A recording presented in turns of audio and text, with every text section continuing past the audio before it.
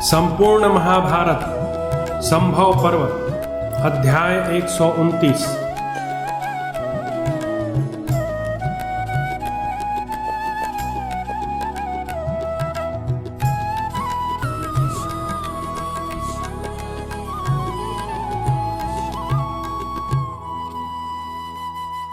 कृपाचार्य द्रोण और अश्वत्थामा की उत्पत्ति तथा द्रोण को परशुराम जी से अस्त्र शस्त्र की प्राप्ति की कथा।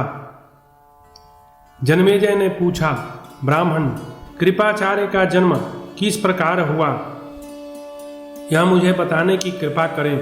वे सरकंडे के समूह से किस तरह उत्पन्न हुए एवं उन्होंने किस प्रकार अस्त्र शस्त्रों की शिक्षा प्राप्त की। वैशंपायन जी ने कहा, महाराज, महर्षि गौतम के शरद्वान गौतम नाम से प्रसिद्ध एक पुत्र थे। प्रभो, कहते हैं वे सरकंडों के साथ उत्पन्न हुए थे, परंतु उनकी बुद्धि धनुर्वेद में जितनी लगती थी उतनी वेदों के अध्ययन में नहीं। जैसे अन्य ब्रह्मचारी तपस्या पूर्वक वेदों का ज्ञान प्राप्त करते हैं, उसी प्रकार उन्होंने तपस्या युक्त होकर संपूर्ण अर्थशास्त्र प्राप्त किए। वे धनुर्वेद में पारंगत तो थे ही, उनकी तपस्या भी बड़ी भारी थी। इससे गौतम ने देवराज इंद्र को अत्यंत चिंता में डाल दिया था। कौरव तब देवराज ने जानपदी नाम की एक देव कन्या को उनके पास भेजा और यह आदेश दिया कि तुम शरद्वान की तपस्या में विघ्न डालो। वह जानपदी शरद्वान के रमणीय आश्रम पर जाकर धनुष बाण धारण करने वाले गौतम को लुभाने लगी। गौतम ने एक वस्त्र धारण करने वाली उस अप्सरा को वन में देखा। संसार में उसके सुंदर शरीर की कहीं तुलना नहीं थी। उसे देखकर शरद्वान के नेत्र प्रसन्नता से खिल उठे। उनके हाथों से धनुष और बाण छूटकर पृथ्वी पर गिर पड़े तथा उनकी ओर देखने से उनके शरीर में कंप हो आया। शरद्वान ज्ञान में बहुत बढ़े चढ़े थे और उनमें तपस्या की भी प्रबल शक्ति थी। अतः वे महाप्राज्ञ मुनि अत्यंत धीरतापूर्वक अपनी मर्यादा में स्थित रहे। राजन, किंतु उनके मन में सहसा जो विकार देखा गया उसके कारण उनका वीर्य अस्खलित हो गया, परंतु इस बात का उन्हें भान न हुआ। वे मुनि बाण सहित धनुष, काला मृग चर्म, वह आश्रम और वह अप्सरा सबको वहीं छोड़कर वहां से चल दिए। उनका वह वीर्य सरकंडे के समुदाय पर गिर पड़ा। राजन, वहां गिरने पर उनका वीर्य दो भागों में बट गया। तदनंतर गौतम नंदन शरद्वान के उसी वीर्य से एक पुत्र और एक कन्या उत्पन्न हुई। उस दिन दैव इच्छा से राजा शंतनु वन में विकार खेलने आए थे। उनके किसी सैनिक ने वन में उन युगल संतानों को देखा। वहां बाण सहित धनुष और काला मृगचर्म देखकर उसने यह जान लिया कि ये दोनों किसी धनुर्वेद के पारंगत विद्वान ब्राह्मण की संतानें हैं। ऐसा निश्चय होने पर उसने राजा को वे दोनों बालक और बाण सहित धनुष दिखाया। राजा उन्हें देखते ही कृपा के वशीभूत हो गए और उन दोनों को साथ ले अपने घर आ गए। वे किसी के पूछने पर यही परिचय देते थे कि ये दोनों मेरे ही संतानें हैं। तदनंतर नरश्रेष्ठ प्रतीपनंदन शंतनु ने शरद्वान के उन दोनों बालकों का पालन पोषण किया और यथा समय उन्हें सब संस्कार से संपन्न किया। गौतम शरद्वान भी उस आश्रम से अन्यत्र जाकर धनुर्वेद के अभ्यास में तत्पर रहने लगे। राजा शांतनु ने यह सोचकर कि मैंने इस बालक को कृपापूर्वक पाला पोसा है, इन दोनों के वे ही नाम रख दिए, कृप और कृपी। राजा के द्वारा पालित हुई अपनी दोनों संतानों का हाल गौतम ने तपोबल से जान लिया और वहां गुप्त रूप से आकर अपने पुत्र को गोत्र आदि का सब बातों का परिचय दे दिया। 4 प्रकार के धनुर्वेद, नाना प्रकार के शास्त्र तथा उन सब के गूढ़ रहस्य का भी पूर्ण रूप से उसको उपदेश दिया। इससे कृप थोड़े ही समय में धनुर्वेद के उत्कृष्ट आचार्य हो गए। धृतराष्ट्र के महारथी पुत्र पांडव तथा यादव सबने उन्हीं कृपाचार्य से धनुर्वेद का अध्ययन किया। वृष्णि वंशी तथा भिन्न भिन्न देशों से आए हुए अन्य नरेश भी उनसे धनुर्वेद की शिक्षा लेते थे। वैशंपायन जी कहते हैं, राजन, कृपाचार्य के द्वारा पूर्णतः शिक्षा मिल जाने पर पितामह भीष्म ने अपने पौत्रों में विशिष्ट योग्यता लाने के लिए उन्हें और अधिक शिक्षा देने की इच्छा से ऐसे आचार्यों की खोज प्रारंभ की जो बाण संचालन की कला में निपुण और अपने पराक्रम के लिए सम्मानित हों। उन्होंने सोचा, जिसकी बुद्धि थोड़ी है, जो महान भाग्यशाली नहीं है, जिसने नाना प्रकार की अस्त्र विद्या में निपुणता नहीं प्राप्त की है तथा जो देवताओं के समान शक्तिशाली नहीं है, वह इन महाबली कौरवों को अस्त्र विद्या की शिक्षा नहीं दे सकता। नरश्रेष्ठ, यूं विचार कर भरत श्रेष्ठ गंगानंदन भीष्म ने भरद्वाज वंशी वेदवेत्ता तथा बुद्धिमान द्रोण को आचार्य के पद पर प्रतिष्ठित करके उनको शिष्य रूप से पांडवों तथा कौरवों को समर्पित कर दिया। अस्त्र विद्या के विद्वानों में श्रेष्ठ महाभाग द्रोण महात्मा भीष्म के द्वारा शास्त्र विधि से भली भांति पूजित होने पर बहुत संतुष्ट हुए। फिर उन महायशस्वी आचार्य द्रोण ने उन सबको शिष्य रूप से स्वीकार किया और संपूर्ण धनुर्वेद की शिक्षा दी। राजन, अमित तेजस्वी पांडव तथा कौरव सभी थोड़े ही समय में संपूर्ण शस्त्र विद्या में परम प्रवीण हो गए। जन्मेजय ने पूछा, ब्राह्मण, द्रोणाचार्य की उत्पत्ति कैसे हुई? उन्होंने किस प्रकार अस्त्र विद्या प्राप्त की? वे कुरुदेश कैसे आए तथा वे महापराक्रमी द्रोण किसके पुत्र थे? साथ ही अस्त्र शस्त्र के विद्वानों में श्रेष्ठ अश्वत्थामा जो द्रोण का पुत्र था कैसे उत्पन्न हुआ? यह सब सुनना चाहता हूँ, आप विस्तार पूर्वक कहिए।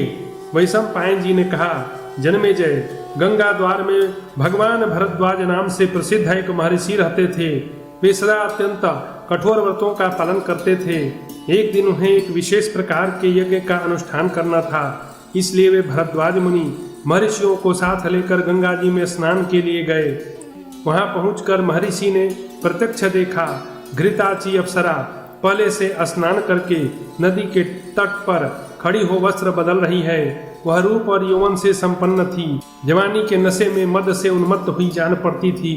उसका वस्त्र खिसक गया और उसे उस अवस्था में देखकर ऋषि के मन में काम वासना जाग उठी। परम बुद्धिमान भरद्वाज जी का मन उस अप्सरा में आसक्त हुआ, इससे उनका वीर्य स्खलित हो गया। ऋषि ने उस वीर्य को द्रोण में रख दिया। तब उन बुद्धिमान महर्षि को उस कलश से जो पुत्र उत्पन्न हुआ वह द्रोण से जन्म लेने के कारण द्रोण नाम से विख्यात हुआ। उसने संपूर्ण वेदों और वेदांगों का अध्ययन किया। प्रतापी महर्षि भरद्वाज अस्त्रवेत्ताओं में श्रेष्ठ थे। उन्होंने महाभाग अग्निवेश को आग्नेय अस्त्र की शिक्षा दी।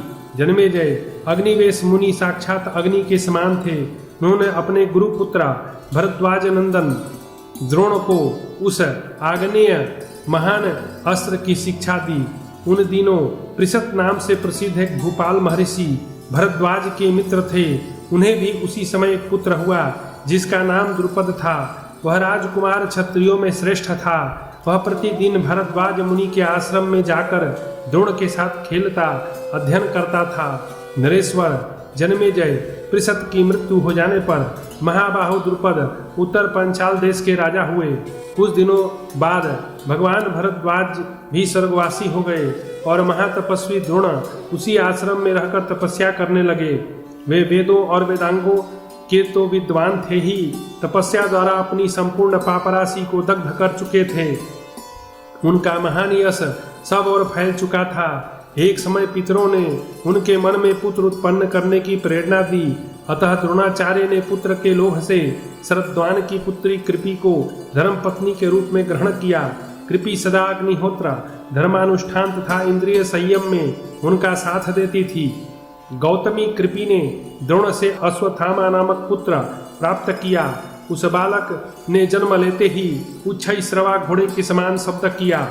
उसे सुनकर अंतरिक्ष में स्थित किसी अदृश्य चेतन ने कहा, इस बालक के चिल्लाते समय अश्व के समान शब्द संपूर्ण दिशाओं में गूंज उठा है, अतः यह अश्वत्थामा नाम से प्रसिद्ध होगा।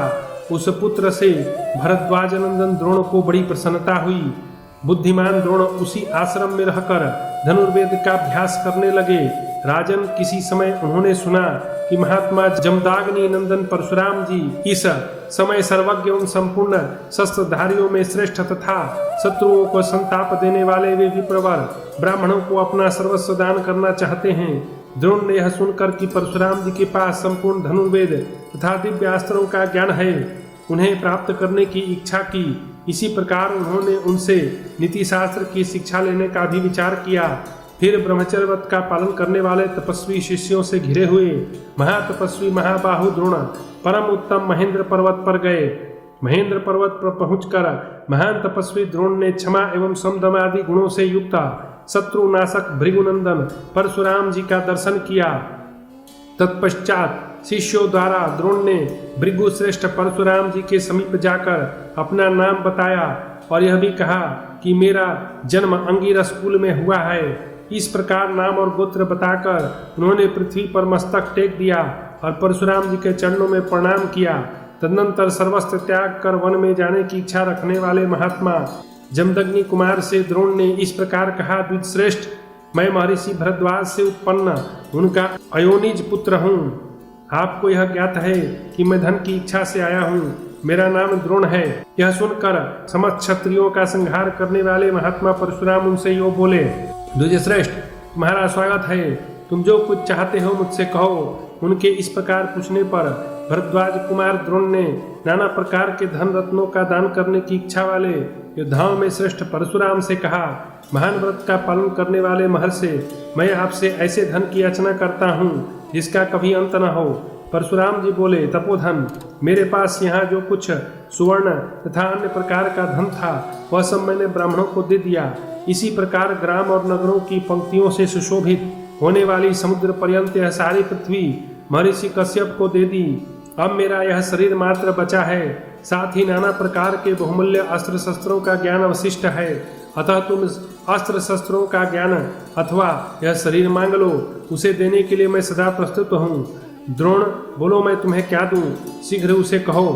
द्रोण ने कहा, भृगुनंदन, आप मुझे प्रयोग रहस्य तथा संहार विधि सहित संपूर्ण अस्त्रों का ज्ञान प्रदान करें। तब तथास्तु कहकर भृगुवंशी परशुराम जी ने द्रोण को संपूर्ण अस्त्र प्रदान किए तथा रहस्य और व्रत सहित संपूर्ण धनुर्वेद का भी उपदेश किया। वह सब ग्रहण करके द्विजश्रेष्ठ द्रोण अस्त्र विद्या के पूरे पंडित हो गए और अत्यंत प्रसन्न हो अपने प्रिय सखा द्रुपद के पास गए।